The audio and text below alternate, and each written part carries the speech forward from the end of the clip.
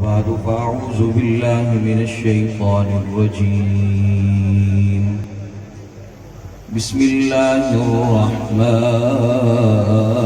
الرحيم محمد رسول الله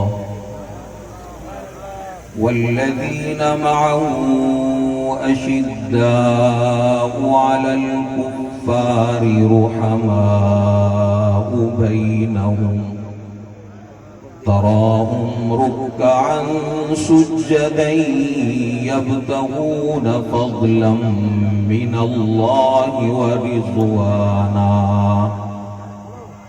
وقال النبي صلى الله تعالى عليه وسلم اکرموا اصحابی فإنهم خياركم صدق اللہ العظیم وصدق رسوله النبی الکریم ونحن على ذلك لمن الشاهدين والشاكرين والحمد لله رب العالمين يا رب صل وسلم دائما أبدا على حبيبك خير الخلق كلهم.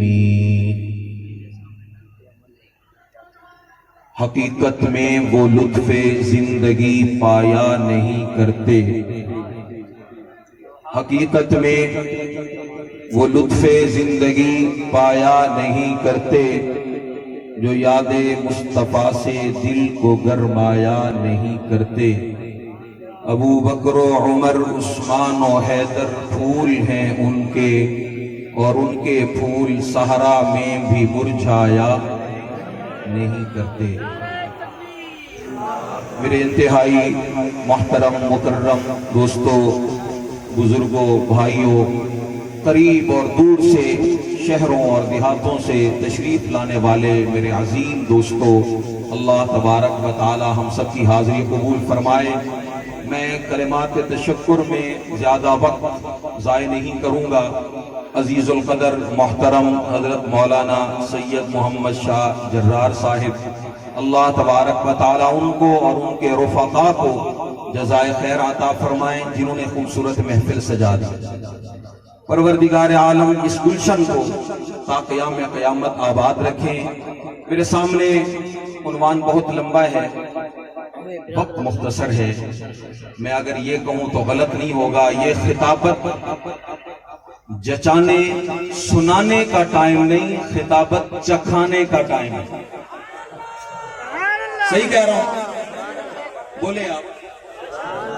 یہ خطابت سنانے کا ٹائم نہیں، چکھانے کا ٹائم ہے. میں دو چار باتیں اپنے دوستوں کے سامنے رکھنا چاہتا ہوں. آغاز کرتے ہیں. امید کرتا ہوں کہ میرے تمام دوست بجائے موبائل سکرینوں پر توجہ کرنے کے تھوڑا سا مجھے توجہ دے دیں گے. میں کھل کر اپنی دو چار باتیں انشاءاللہ عرض کر دوں گا. کہیں سبحان اللہ. نہیں، اور بھی اونچی آواز سے. آپ اپنا وزن بھی اور اپنے سبحان اللہ کا وزن بھی اگر ترازو میں رکھیں تو پتہ چل جائے گا کہ اس وزن والی سبحان اللہ چلے گی یا نہیں چلے گی. کہیں سبحان اللہ.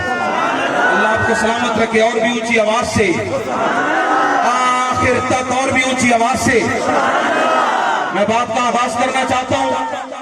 محفل کا عنوان ہے محفل حمد و نعت. حمد کسے کہتے ہیں؟ نعت کیا ہوتی ہے؟ میں یہ جملہ اس لیے بولنا چاہتا ہوں، ایک شاعر سے ایک آدمی کو یہ کہتے ہوئے میں نے خود سنا کہ میرے والد فوت ہو گئے ہیں، میرے والد پر ایک نعت لکھ دیں. جس سے پتہ چلا کہ میرے بھائیوں، میرے دوستوں اور میرے اہل علاقہ کو شاید ابھی یہ پتہ نہیں کہ نعت کسے کہتے ہیں، حمد کسے کہتے ہیں. کوئی کہتا ہے نعت لکھ دو، کوئی کہتا ہے حمد لکھ دو میرے بابا جان پر، میرے چچا جان پر. میں اپنے دوستوں سے کہنا چاہتا ہوں، اگر تعریف نیلے چھت والے کی ہو تو حمد ہوتی ہے. تھوڑا سا تعریف نیلی چھت والے کی ہو تو، اور اگر تعریف سبز گنبد والے کی ہو تو نعت ہوتی ہے. اور اگر تعریف میرے نبی کے قدموں میں بیٹھنے والے صحابہ اور اہل بیت کی ہو تو منقبت ہوتی ہے، اور اگر ان کے علاوہ کسی بھی اور شخصیت کی تعریف ہو تو قصیدہ ہوتی ہے، اور اگر کسی فوت ہو جانے والے پر کلام لکھا جائے تو وہ مرثیہ ہوتا ہے۔ میں اپنے دوستوں سے کہنا چاہتا ہوں، ہم اللہ کی حمد کو بھی مانتے ہیں، ہم نبی کی نعت کو بھی مانتے ہیں، ہم صحابہ اور اہل بیت کی منقبت کو بھی مانتے ہیں۔ میں ایک ایک جملہ حمد اور نعت اور منقبت کے عنوان پر عرض کروں گا۔ اللہ تبارک و تعالی واقعی تعریف کے لائق ہیں، جنہوں نے تمام نعمتیں اپنی مخلوق کو عطا فرما دی۔ تھوڑا سا کون سی نعمت ہے جو میرے اللہ نے اپنے مخلوق کو عطا نہیں فرمائی؟ پروردگار عالم نے انسانوں کو انس دیا، اللہ نے انسانوں کو محبت دی، اللہ نے انسانوں کو شعور دیا، اللہ نے انسانوں کو علم دیا، انسانوں کو آگاہی دی، اللہ نے انسانوں کو شریعت، مذہب، مسلک کی پہچان دی، اللہ نے انسانوں کو وجود دیا، اللہ نے انسانوں کو کائنات دی، اللہ نے انسانوں کو فصلیں دی، اللہ نے انسانوں کو نسلیں دی، اللہ نے انسانوں کو چڑھتا سورج دیا، چمکتے چاند ستارے دیے، اللہ نے انسانوں کو رات کی تاریکی دی، اللہ نے انسانوں کو دن کا اجالا دیا۔ اور میں کہنا چاہتا ہوں، کائنات کے سخی بے شک سخاوت کرتے ہیں، کوئی سخاوت میں درہم دیتا ہے، کوئی سخاوت میں دینار دیتا ہے، کوئی سخاوت میں مال دیتا ہے، کوئی سخاوت میں غلہ دیتا ہے، کوئی سخاوت میں کرنسی دیتا ہے، کوئی سخاوت میں رقبے دیتا ہے، کوئی زمینیں دیتا ہے، کوئی جائیدادیں دیتا ہے۔ اور میں اپنے اللہ کی تعریف کس طریقے سے کروں، جس نے مخلوق کو جہاں تمام نعمتیں عطا فرمائی، وہاں میرے رب نے مخلوق کو اپنا محبوب بھی عطا کر دیا۔ ساری چیزیں دے کر ایک ہی محبوب تھا جسے محمد الرسول اللہ کہا جاتا ہے، اللہ نے وہ محبوب بھی اپنی مخلوق کی جھولی میں ڈال دیا۔ وہ تعریفوں کے لائق ہے جس نے اتنی بڑی ہستی ہمیں اٹھا کر عطا فرما دی۔ میں اپنے دوستوں سے کہنا چاہتا ہوں، پھر اس محبوب کے صدقے ہمیں کیا کچھ ملا؟ میں بولنا چاہتا ہوں، اللہ تبارک و تعالی دیتے چلے گئے ہیں، اور میرا محمد لے لے کے چھپاتا نہیں، آگے بانٹتا چلا گیا ہے۔ بولو بولو، میرے پیارے نبی کی تعریف بھی تھوڑی سی ساتھ ہو جائے۔ اللہ دیتے نظر آتے ہیں، محمد بانٹتے نظر آتے ہیں، اللہ عطا کرتے نظر آتے ہیں، محمد تقسیم کرتے نظر آتے ہیں، اللہ عطا کرتے نظر آتے ہیں، میرے پاک محمد سخاوت کرتے ہوئے نظر آتے ہیں۔ میں اپنے دوستوں سے کہنا چاہتا ہوں، اللہ تبارک و تعالی نے میرے پیارے پیغمبر کو توحید دی، نبی نے توحید صحابہ کو دی، اللہ نے پیارے پیغمبر کو رسالت دی، رسالت کی خبر میرے نبی نے صحابہ کو دی، اللہ نے نبی کو نماز دی، نبی نے نماز صحابہ کو دی، اللہ نے نبی کو روزہ دیا، روزہ نبی نے صحابہ کو دیا، اللہ نے نبی کو حج دیا، نبی نے حج صحابہ کو دیا، اللہ نے نبی کو عمرہ دیا، نبی نے عمرہ صحابہ کو دیا، اللہ نے نبی کو قرآن دیا، نبی نے قرآن صحابہ کو دیا، اللہ نے نبی کو حکمت عطا فرمائی، دانائی عطا فرمائی، پیغمبر نے حکمت و دانائی یاروں کو عطا فرمائی، رب نے صداقت دی، محمد نے آگے دی،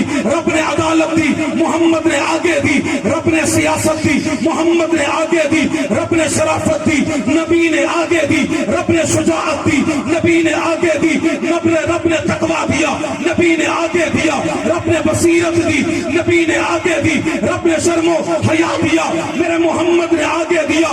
جو کچھ اللہ تبارک و تعالی مصطفیٰ کو دیتے نظر آتے ہیں، میرا محمد امت میں بانٹتا نظر آتا ہے۔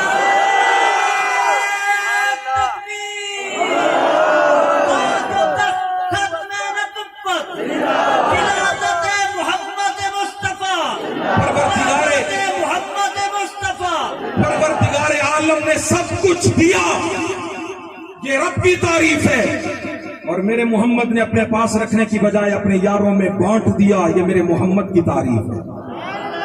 کون سی چیز ہے آج تجھے کوئی تحفہ دے، گفٹ دے، میں چھپاتا پھرتا ہوں، میں کیس میں، بٹوے میں، گاڑی میں، میں چھپاتا پھرتا ہوں کسی اور کو پتہ نہ چل جائے کہ مجھے 1 لاکھ روپیہ تحفے میں ملا ہے، میں اس نبی پہ صدقے نہ جاؤں، اللہ تبارک و تعالی نے بارش کے قطروں سے زیادہ رحمتیں برسائیں۔ اور میری اماں عائشہ فرماتی ہے جس رات میرا محمد دنیا سے روانہ ہوا چراغ میں تیل ڈالنے کے پیسے بھی میرے پاس نہیں تھے، جو کچھ رب نے دیا میرے محمد نے صحابہ میں بانٹ دیا۔ ابو بکر کو صداقت کون سی مارکیٹ سے ملی؟ میرے نبی کے پاس صداقت تھی تو ابو بکر کو ملی، نبی کے پاس عدالت تھی عمر کو ملی، نبی کے پاس شرافت تھی عثمان کو ملی، شجاعت علی کو ملی، سیاست میرے معاویہ کو ملی، تقویٰ ابو ذر کو ملا، مجاہدہ سلمان کو ملا، تفسیر میرے عبداللہ ابن مسعود کو ملی، عبداللہ ابن عباس کو ملی۔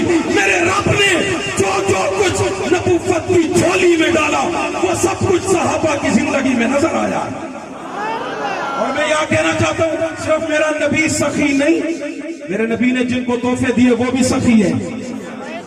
تھوڑا سا اور بھی اونچا میں بات کلوز کرنا چاہتا ہوں۔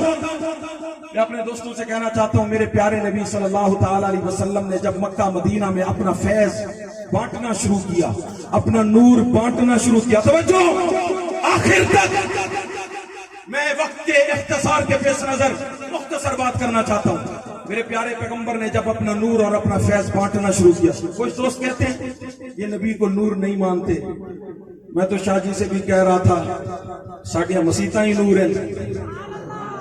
آپ جس جامعہ میں بیٹھے ہیں یہ جامعہ قاسمیہ ہے، اور آپ کے سامنے جو مسجد ہے یہ جامع مسجد النور ہے، سامنے چوک ختم نبوت ہے، چوک سے لے کر مسجد تک ہر جگہ مذہبیت نظر آتی ہے۔ میں اپنے پیاروں سے کہنا چاہتا ہوں اس شریف کے اونچے لوگوں آپ سے مخاطب ہوں، اللہ نے ساری نعمتیں پیغمبر کو دی، پیغمبر نے ساری نعمتیں یاروں کو دی، اور جب میں نبی کے یاروں کو دیکھتا ہوں عرب کا رہنے والا ہے وہ قلعہ ڈراور میں کیوں سویا ہے؟ خاندان عرب میں سویا ہوا قلعہ ڈراور میں۔ میں اس سے پوچھنا چاہتا ہوں تیرے کزن رہتے تھے، تیرے چچا ماموں رہتے تھے، آپ کی خالائیں پھوپھیاں کون رہتی تھی؟ جواب ملتا ہے جو نعمت محمد نے دی تھی وہ بانٹنے کے لیے آئے تھے، جو نعمت محمد نے دی تھی وہ بانٹنے کے لیے آئے تھے۔ بلوچستان کے پنجگور میں میرے نبی کے صحابہ سوئے، ہاں سندھ کے سکھر میں نبی کے صحابہ سوئے، تیرے کے پی کے پشاور میں نبی کے صحابہ سوئے، ملتان کے کھنڈرات میں نبی کے صحابہ سوئے، تیرے خانقاہ شریف کے قریب میں بعض روایات کے مطابق نبی کے صحابہ سوئے، خیرپور ڈامے والی میں نبی کے صحابہ سوئے۔ میں ان سے پوچھتا ہوں آدمی جاتا ہے تو رقبے پر، جاتا ہے زمین پر، جاتا ہے ملازمت کی جگہ، اور نبی کے یاروں تمہارا رقبہ تو نہیں تھا، تمہاری ملازمت تو نہیں تھی، یہاں کیا کرنے آئے؟ وہ جواب دیتے ہیں صداقت محمد سے ملی تھی، محمد کی امت کو بانٹنے آئے۔ تکبیر، سخاوت محمد مصطفیٰ، سخاوت صحابہ، سخاوت صحابہ، کردار صحابہ، شان صحابہ، نعرہ تکبیر۔ آج کی اس محفل میں مرکزی نقطہ یہی رکھنا چاہتا ہوں، اللہ نے سب کچھ دیا، میرے پاک پیغمبر کے دامن میں آیا، اور پھر میرے نبی نے جب بانٹنا شروع کیا، یہ سرائے کی وسیب ہے۔ میں ایک بات کہنا چاہتا ہوں میرے پیاروں، اپنے کانوں کے راستے سے دل کے دروازے پر دستک دے کر میری بات سنو۔ یہاں گلی میں ایک بچہ آتا ہے، لاچی دانے اس نے پلیٹ میں، منگری میں، تھالی میں لیے ہوئے ہوتے ہیں، اور اعلان کر رہا ہوتا ہے آؤ لاچی دانے بانٹے جا رہے ہیں، لے جاؤ۔ میں کہنا چاہتا ہوں یہ تو ایک گلی میں آواز رکھتی ہے، صرف اسی گلی والا آتا ہے، ایک مارکیٹ میں آواز رکھتی ہے، صرف اسی مارکیٹ والا آتا ہے۔ اور تجھے پتا ہے جب میرا محمد جیسا سخی بانٹنے کے لیے بیٹھا تو پھر مانگنے کے لیے، لینے کے لیے بندے کہاں سے آئے؟ پھر فارس سے سلمان آیا، بول پھر فارس سے، اونچی آواز سے، فارس سے سلمان آیا، پھر روم سے صہیب آیا، یمن سے ابو ہریرہ آیا، اور حبشے سے میرے نبی کا کالا بلال آیا۔ یہ نبی کی سخاوتیں لینے کے لیے آئے۔ تو اور میں 1400 سال بعد سن سن کے کلمہ پڑھتے ہیں۔ توجہ، تو اور میں 1400 سال بعد سن سن کے کلمہ پڑھتے ہیں، اور میں ان پہ قربان نہ جاؤں جنہوں نے دیکھ دیکھ کے کلمہ پڑھا۔ تو نے اور میں نے تو سنا ہے کہ وحی آئی، انہوں نے دیکھا تھا پھر کلمہ پڑھا۔ تو نے اور میں نے سنا ہے محمد حسین تھے، انہوں نے رخ انور کا دیدار کر کے کلمہ پڑھا۔ میں اپنے پیاروں سے کہنا چاہتا ہوں، جو کچھ لینا ہے میرے محمد کے یاروں کے دروازے پہ آ، درباری کے پاس آ، دربان کے پاس آ، تجھے مالک تک یہ دربان خود بخود لے جائے گا۔ اور میں آخر میں ایک بات عرض کر کے بات ختم کرنا چاہتا ہوں۔ یہ سفر المظفر کا مہینہ ختم ہوا، ربیع الاول کا چاند چڑھا۔